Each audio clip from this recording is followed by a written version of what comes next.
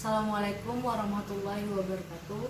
Nama saya Nabila Betari Supandi dari kelas 5G dengan nomor induk mahasiswa 18.05.025.168. Pada video ini saya akan melaksanakan tugas dari mata kuliah konsultasi dan pendidikan gizi, yaitu melakukan edukasi kepada masyarakat sekitar rumah. Pada video ini saya akan melakukan edukasi tentang overweight pada remaja. Saya berharap dengan dilakukannya edukasi ini dapat menambah ilmu pengetahuan dan juga dapat meningkatkan derajat kesehatan di masyarakat. Berikut adalah cuplikan dari edukasi tentang overweight pada remaja. Bismillahirrahmanirrahim. Assalamualaikum warahmatullahi wabarakatuh. Waalaikumsalam warahmatullahi wabarakatuh. Salam sejahtera bagi kita semua. Apa kabar semuanya? Baik, Kak. baik. Semoga selalu dalam lindungan Tuhan Yang Maha Esa ya di masa pandemi seperti ini. Perkenalkan, nama saya Nabila Betari Supandi, mahasiswa program studi gizi dari Universitas Muhammadiyah Profesor Dr. Hamka. Pada kegiatan hari ini, saya akan melakukan edukasi tentang overweight pada remaja. Sebelumnya, saya ingin berkenalan dengan teman-teman semua. Apakah bersedia? Bersedia?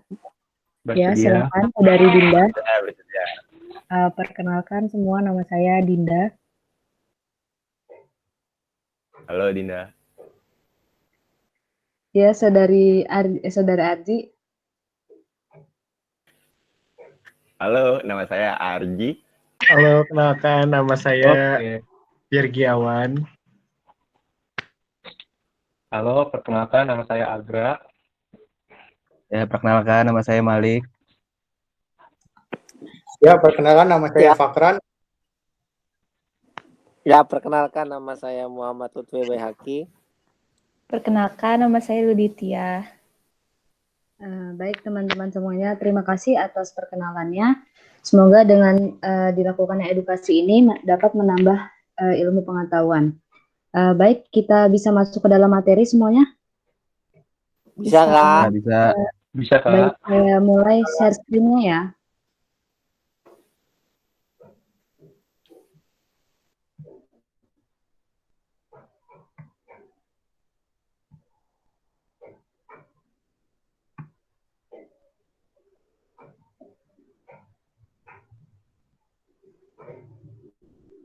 Apakah sudah terlihat? Udah. Sudah Kak. Sudah.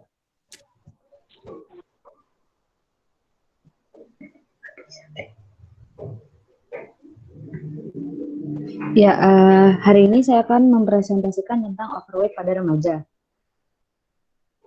Yang pertama, saya akan memberikan penjelasan tentang status gizi.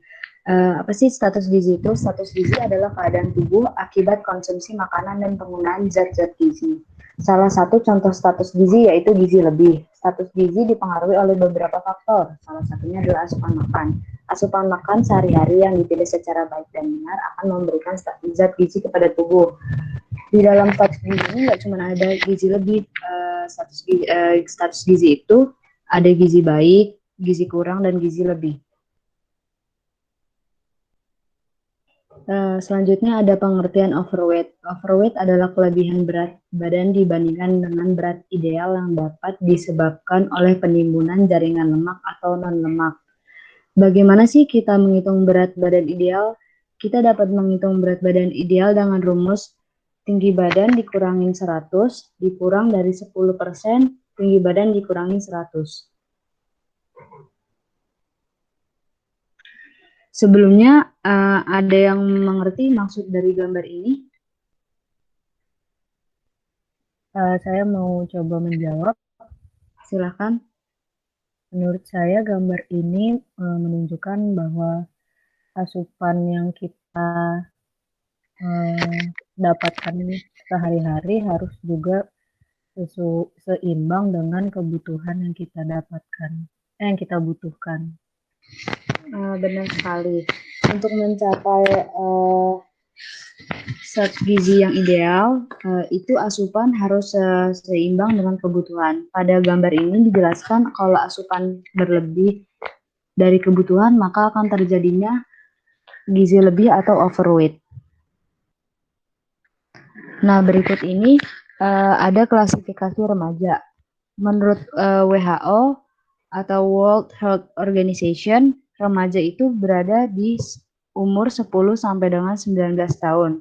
Menurut Peraturan Menteri Kesehatan Republik Indonesia Nomor 25 Tahun 2014, remaja berada di umur 10 sampai dengan 18 tahun.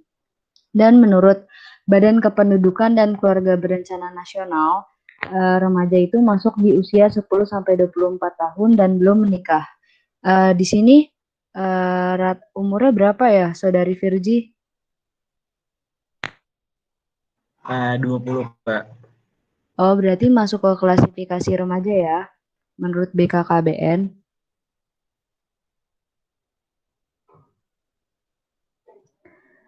Nah, untuk mengetahui kita mempunyai overweight atau tidak, itu kita bisa menghitungnya dengan IMT. IMT itu apa sih? IMT itu indeks massa tubuh. Nah, di sini itu ada dua klasifikasi. Yang pertama ada klasifikasi menurut WHO, dan yang kedua itu klasifikasi nasional atau menurut Kementerian Kesehatan Republik Indonesia. Di sini saya akan menjelaskan berapa skornya mulai dari yang WHO sampai dengan yang nasional. Jika skor menghasilkan kurang dari 18,5, maka artinya kita itu mempunyai berat badan yang kurang atau underweight. Jika hasil IMT-nya 18,5 sampai 22,9, itu berat badan kita artinya normal. Selanjutnya, jika 23 sampai 24,9, berarti kita sudah masuk ke kelebihan berat badan atau overweight dengan resiko. Selanjutnya, obesitas tingkat 1 itu skornya 25 sampai dengan 29,9. Dan obesitas tingkat 2 itu lebih dari sama dengan 30. Yang kedua itu ada menurut klasifikasi nasional atau Kementerian Kesehatan Republik Indonesia. Seseorang jika dikatakan kurus tingkat berat itu jika hasil skor IMT-nya kurang dari 17. Dan kurus tingkat ringan 17 sampai dengan 18,4. Kalau normal ada di skor 18,5 sampai 25. Dan gemuk tingkat ringan skor IMT-nya 25,1 sampai dengan 27. Jika gemuk tingkat berat, maka skor IMT-nya itu lebih dari 27. Sebelumnya, ada yang tahu nggak sih cara ngitung IMT itu kayak gimana?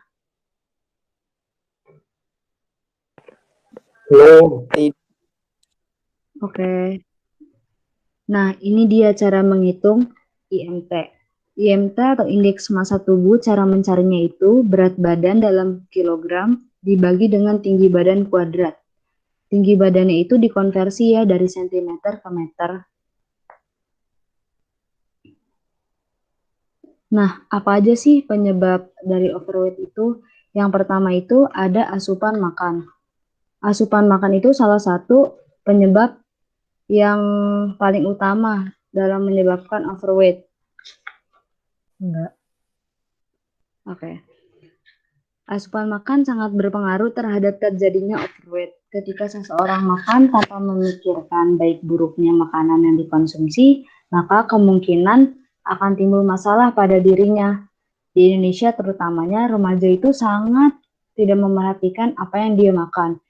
Kebanyakan remaja makan hanya berdasarkan tren sesaat. Seperti contohnya pada saat ini lagi tren boba-boba gitu ya. Biasanya kan remaja ingin ikut-ikutan temennya tuh pengen nyobain minum-minuman yang kekinian. Nah itu sebenarnya sangat mempengaruhi status gizi atau mempengaruhi berat badan si remaja tersebut. Selanjutnya ada gaya hidup. Gaya hidup zaman sekarang termasuk salah satu penyebab overweight. Contoh dari gaya hidup sekarang itu merokok, konsumsi alkohol, dan tingkat aktivitas yang rendah. Oke, selanjutnya itu ada faktor lingkungan. Faktor lingkungan yang menjadi penyebab overweight yaitu biasanya keluarga. Kenapa keluarga? Keluarga itu kan salah satu yang terdekat dengan diri kita ya. Misalkan keluarga kita itu gemar memasak masakan yang berlemak atau masak-masakan manis. Otomatis kalau kita makan makanan yang banyak lemaknya atau yang manis, itu akan mempengaruhi kadar lemak dalam tubuh kita. Kalau misalkan kadar lemak dalam tubuh kita itu menumpuk lama-lama, berat badan kita akan naik. Seiring waktu berat badan naik terus, itu dapat menyebabkan overweight. Jika overweight-nya tidak dikontrol, maka dia akan berlanjut ke obesitas. Selanjutnya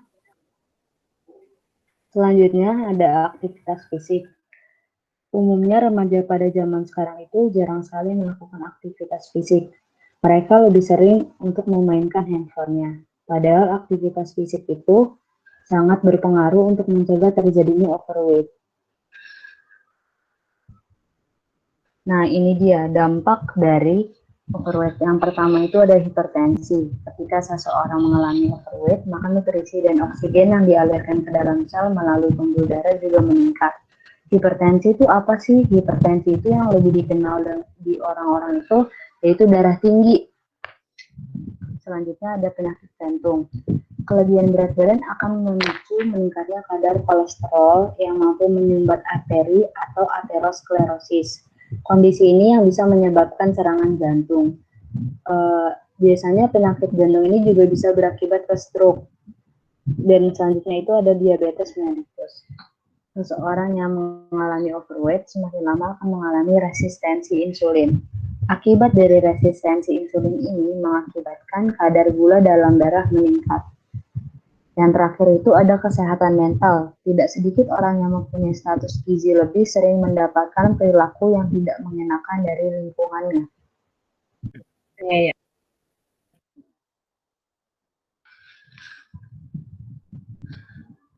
Selanjutnya itu ada pencegahan. Gimana sih mencegah overweight? Yang pertama itu ada memperhatikan asupan makan. Yang kedua mengubah pola makan yang buruk. Dan yang ketiga itu ada melaksanakan PHBS atau perilaku hidup bersih dan sehat.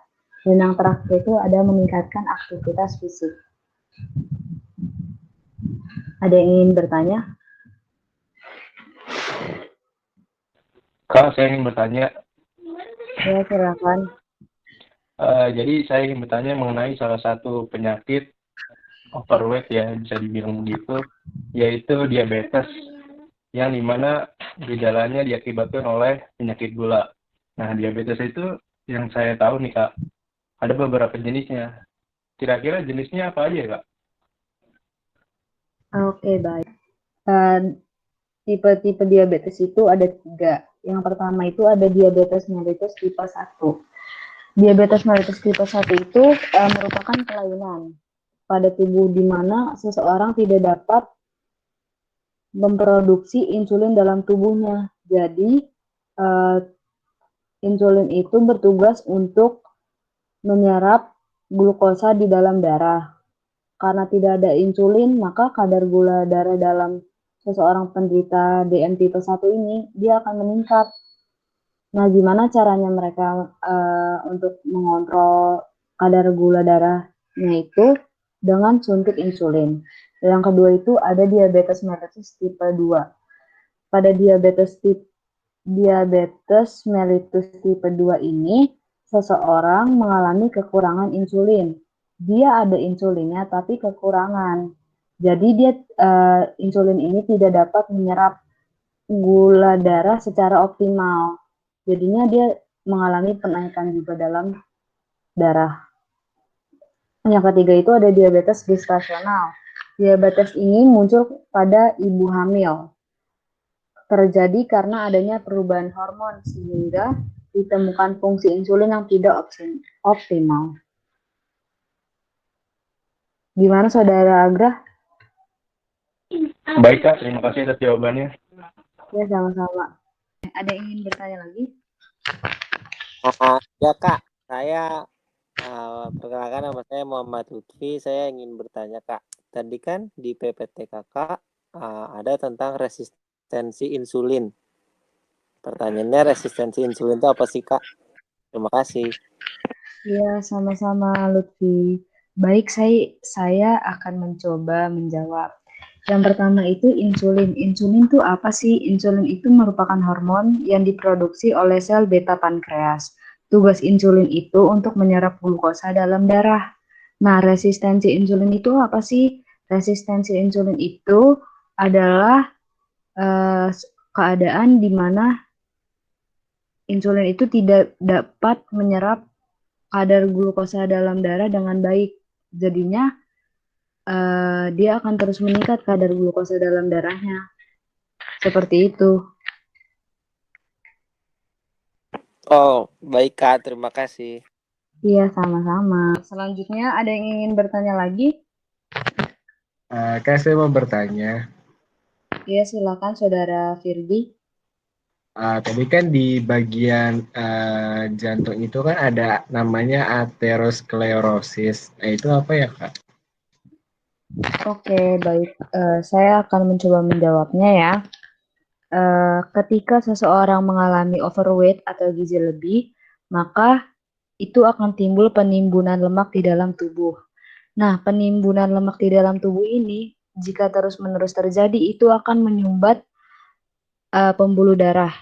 Darah itu kan membawa oksigen ya, jadi kalau misalkan terjadinya penumpukan, darah itu nggak bisa ngalir ke organ-organ. Nah, plak yang plak yang plak yang numbuh di pembuluh darah itu yang disebut aterosklerosis. Jadinya oksigen tidak dapat mengalir ke organ-organ tertentu. Jadinya terjadi penyumbatan. Nah, itu yang dinamakan aterosklerosis. Oke, Kak, terima kasih banyak. Ya, sama-sama. Selanjutnya, ada yang ingin bertanya lagi? Saya Kak izin bertanya Kak. Iya, Saudara Malik. Tadi di PPT-nya di bagian pencegahan overweight ada berperilaku hidup bersih sehat atau PHBS. Nah itu contohnya kayak gimana sih Kak? Oh, baik. Contoh dari PHBS itu ada di kehidupan sehari kita. Yang pertama itu seperti mencuci tangan, membuang sampah pada tempatnya, terus tidak merokok, seperti itu. Oh baik, begitu. Terima kasih Kak. Ada yang ingin bertanya lagi?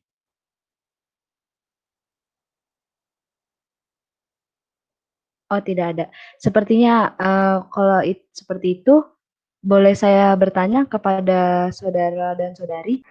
Baik, saya akan menanyakan ya, IMT dari saudara dan saudari. Apakah bersedia? Bersedia Iya. Kak. Bersedia, Pak. Bersedia. Oke, baik. Kita mulai dari saudara Fahran. Setelah saya hitung, nilai akhir saya 24,15. Jika diinin ke WHO, berat saya overweight. Baik, untuk saudari Dinda. Setelah dihitung tadi dapat di IMT-nya 21,00. Berarti kalau dari klasifikasi WHO itu normal. Baik, saudara Malik. Nah, tadi ngitung-ngitung dapatnya 26,95, itu berarti overweight tingkat rendah ya, kalau nggak salah. Berapa? Boleh diulang? 26,95. 26,95 itu menurut klasifikasi WHO masuknya di obesitas tingkat pertama. Iya, iya. Baik, buat saudara Arji. Untuk IMT saya itu 21,14. Berarti klasifikasi normal. Oke, saudara Agra. Untuk IMT saya sendiri yaitu 29,72. Kalau menurut WHO overweight. Oke, Saudara Virgiawan. Tadi sudah dihitung dan hasilnya 22,38. Kalau berdasarkan WHO itu masih terbilang normal. Baik, Saudara Lutfi. Nah, untuk nilai IMT saya ada di angka 23,06 yang menurut WHO normal. Baik, tadi semuanya sudah dijelaskan ya klasifikasinya. Dari kesimpulan saya, menurut saya kawan-kawan ini semua termasuk remaja remaja dengan klasifikasinya normal. Maaf Kak, terlewat satu partisipan tadi, Luditia belum. Oh ya, maaf. Saudari Luditia bersedia untuk menghitung IMT? Boleh ya.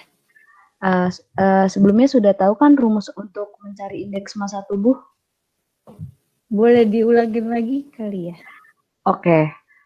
Untuk menghitung indeks massa tubuh itu rumusnya itu berat badan dibagi dengan tinggi badan kuadrat. Tinggi badan kuadratnya itu diubah ya dari meter ke meter. Iya, benar. Ini langsung hitung. Iya, boleh. Bagaimana dengan Saudari Luditia? Skor yang saya dapatkan tadi 22,7, itu artinya kalau dari klasifikasi WHO normal ya? Oke, baik. Terima kasih sebelumnya untuk menjawab pertanyaan dari saya. Ya, saya akan menjelaskan kesimpulan dari presentasi kita hari ini ya. Overweight itu adalah kelebihan berat badan pada seseorang. Umumnya terjadi karena adanya timbunan lemak di dalam tubuh. Penyebab dari overweight itu ada asupan makan, gaya hidup, faktor lingkungan, dan aktivitas fisik. Dan dampak yang terjadi dari overweight itu ada hipertensi, penyakit jantung, diabetes mellitus, dan kesehatan mental. Dan untuk pencegahan overweight sendiri itu ada memperhatikan asupan makan, mengubah pola makan yang buruk, melaksanakan perilaku hidup bersih dan sehat, dan meningkatkan aktivitas fisik. Sampai sini sudah mengerti? Sudah, Kak. Sudah Kak. Baik, saya akan bertanya kepada Saudari Dinda. Apakah overweight ini akan menjadi suatu masalah yang serius jika kita tidak mencegahnya? Mungkin menjawab, kalau menurut saya iya, karena tadi dijelaskan kalau sudah ada risiko overweight bisa menyebabkan obesitas di kelanjutannya, dan kalau sudah obesitas itu timbul penyakit-penyakit degeneratif seperti yang tadi dijelaskan itu, ada diabetes mellitus, penyakit jantung, dan juga tekanan darah tinggi. Seperti itu mungkin. Iya, benar sekali. Terima kasih Saudari Dinda atas jawabannya. Baik, setelah saya memberikan kesimpulan, saya akan memberikan post test. Saya akan taruh linknya di chat ya. Oke. Oke Kak. Oke. Oke.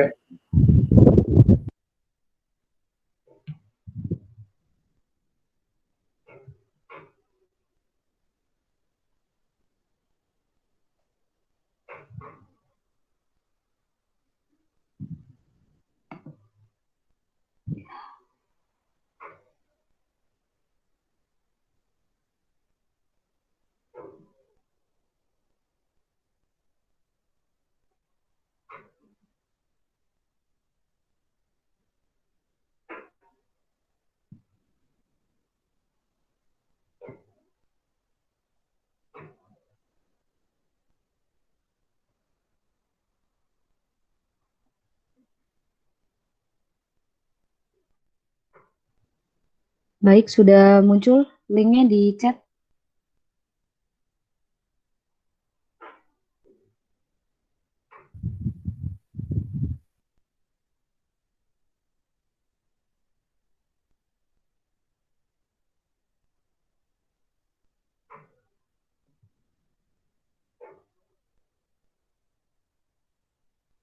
Apakah sudah muncul? Sudah. Sudah, Kak. Oke, baik. Saya minta tolong postasi diisi ya teman-teman semuanya. Oke, Kak. Baik, untuk mengakhiri presentasi kali ini, saya ucapkan wassalamualaikum warahmatullahi wabarakatuh. Jangan lupa ingat pesan Ibu dengan cara 3M, memakai masker, menjaga jarak, dan mencuci tangan. Terima kasih semuanya. Selamat malam. Terima kasih kembali, Kak. Terima kasih kembali, Kak. Terima kasih juga, Kak. Tadi adalah penjelasan tentang overweight pada remaja.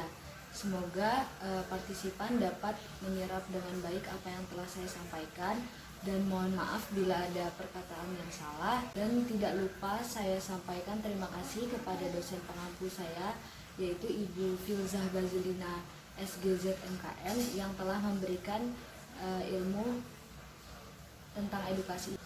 Kurang lebihnya mohon maaf. Wassalamualaikum warahmatullahi wabarakatuh.